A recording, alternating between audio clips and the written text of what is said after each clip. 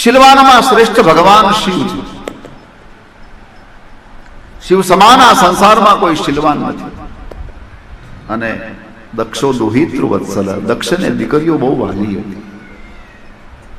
તો જેને દીકરી વાલી હોય એ કઈ જમાઈનો વિરોધ ન કરે.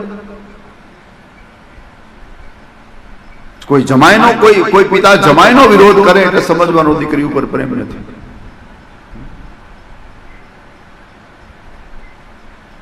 નહીં તો ઘણી ઘણી જગ્યાએ જમાઈમાં કાંઈ લેવા જેવું ન હોય પણ તોય પધારો પધારો કરવું પડે. હા હા,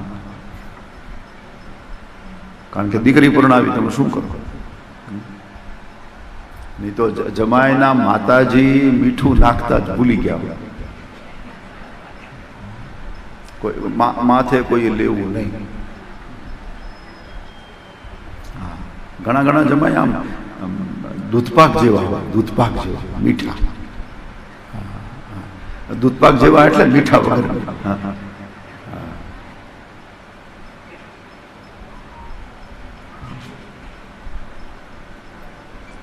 આપણે ત્યાં અમુક જ્ઞાતિમાં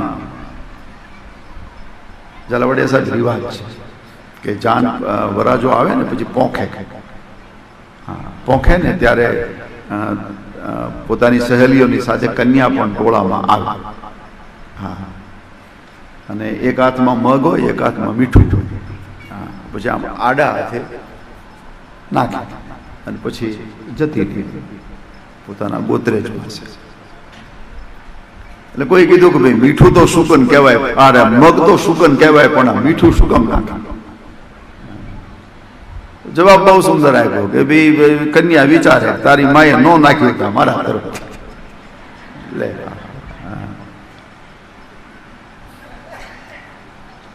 જમાઈનો વિરોધ કરે એટલે સમજવાનો કે દીકરી. તો અહીંયા દક્ષો દુહિતૃ વત્સલ, દીકરીઓ બહુ વાલી હતી દક્ષને, તો પછી જમાઈનો વિરોધ. અને ભગવાન શિવને તો કોઈના પ્રત્યે વેર થાય નહીં. કસ્તમ, ભગવાન શંકરનો પરિચય સુખદેવજી આપે. કસ્તમ ચરાચર ગુરુ નિર્વૈરમ શાંતિ વિગ્રહમ આત્મારામમ કથમ દ્વે જગતો દૈવતમ મહત. એ તો ચરાચર જગતના ગુરુ છે, નિર્વૈર છે, શાંત વિગ્રહ છે, આત્મામાં રમનારા આત્મારામ છે.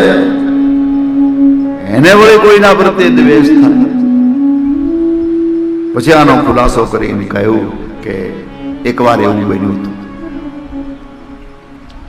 કે પ્રયાગમાં બ્રહ્મસત્ર ભરાયું અને બ્રહ્મસત્રમાં તમામ દેવતાઓ, ઋષિઓ, લોકપાલો, દિક્પાલો બધા હાજર હતા.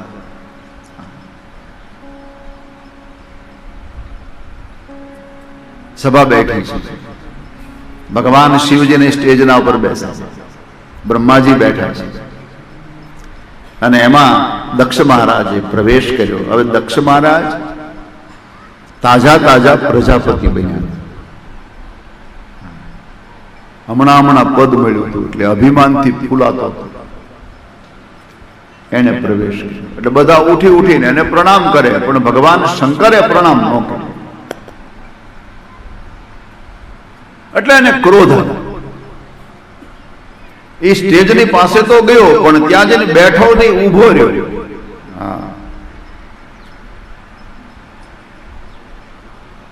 અને એને ઊભા ભગવાન શંકરની નિંદા કરી.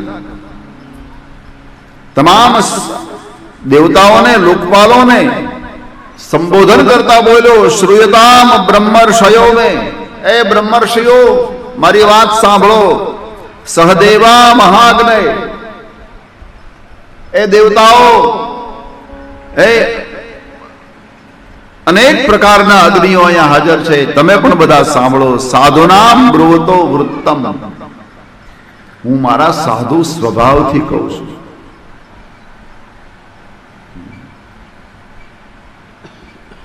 ન અજ્ઞાનાત ન મત્સરાત. એવું નહીં માનતા હું બોલું છું એટલે મને આ શંકરના પ્રત્યે ઈર્ષા છે. એવું પણ નહીં માનતા હું અજ્ઞાની છું. હું જ્ઞાની છું, મારામાં કોઈ ઈર્ષા નથી. પણ હકીકત તમને કહું છું, એ સમય શિષ્યતામ પ્રાપ્તો અમારો જમાય છે.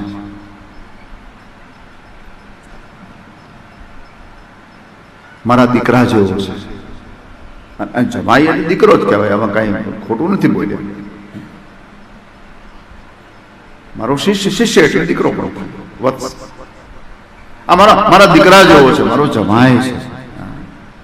મેં મારી દીકરી આને પરણાવી છે. નાનામાં કોઈ મર્યાદા નથી. જુઓ તો ખરા કેમ બેઠો છે, વાંદરાની જેમ બેઠો છે. આવું બોલ્યું છે.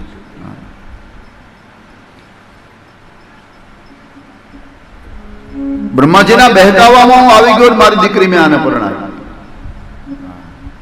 બ્રહ્માએ કીધું કે આ શંકરને દીકરી પરણાવો.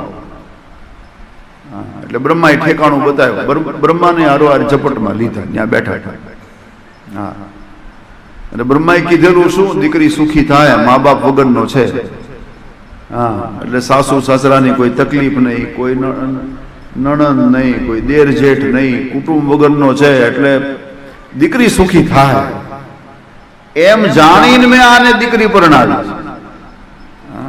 પણ આ તો ચિતાભસ્મા કૃત સ્નાન, ચિતાના ભસ્મથી સ્નાન કરે છે. પ્રેત સ્મક અસ્થિભૂષણ, મુંડની માળા પહેરનારો છે. નામનો શિવ છે, બાકી અશિવ છે. નામ એનું શિવ છે, આમ કલ્યાણ, શિવ એટલે કલ્યાણકારી, પણ બાકી અશિવ છે. મહિમ્ન સ્તોત્રમાં બહુ સુંદર લખ્યું છે કે ભગવાન શિવ, એનું શીલ અમંગળ છે, અમંગળ, પણ એનું વરદાન મંગળમય છે. અમંગલ્યમ શીલમ તવ ભવતુ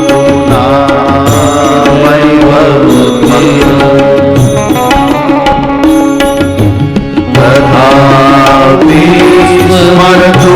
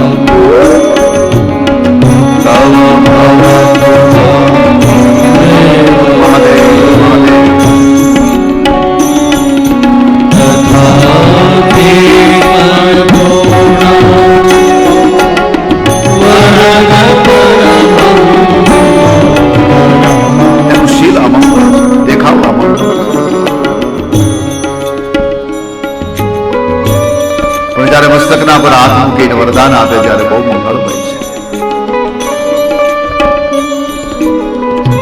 દક્ષ કહે છે નામ શિવ છે પણ અશિવ છે. ભૂતને મિત્ર બનાવનારો, સ્મશાનમાં રહેનારો, મુંડની માળા પહેરનારો,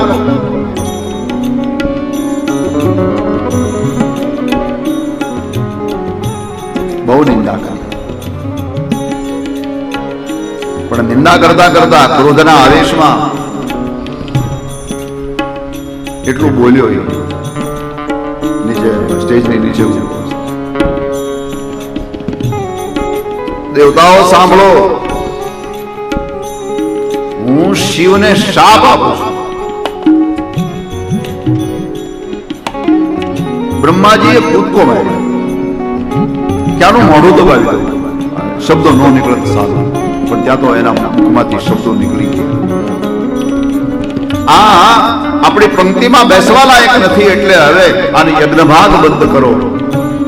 આવો શાપ આપ્યો, હાહાકાર મચ્યો. ભગવાન શંકર તો એમ નામ બેઠા છે.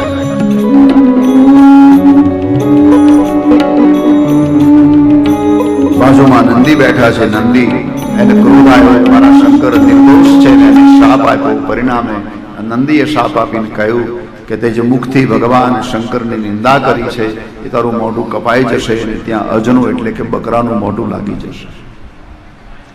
પરસ્પર શાપ વાયા. પરિણામ એ આવ્યું સત્રને બંધ કરવામાં. સત્ર બંધ કર્યું એટલે તમામ દેવતાઓ ભગવાન શંકરને કૈલાસના શિખર સુધી મૂકવા ગયા છે.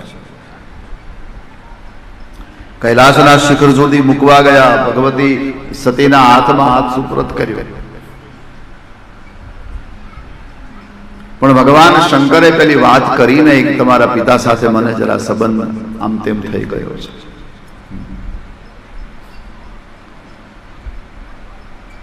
જો સતીને એમ કહે તમારા પિતા સાથે મને સંબંધ બગડ્યો તો સતી શું કહે તમને ઝઘડો કરનારું બીજું કોઈ ન મળ્યું?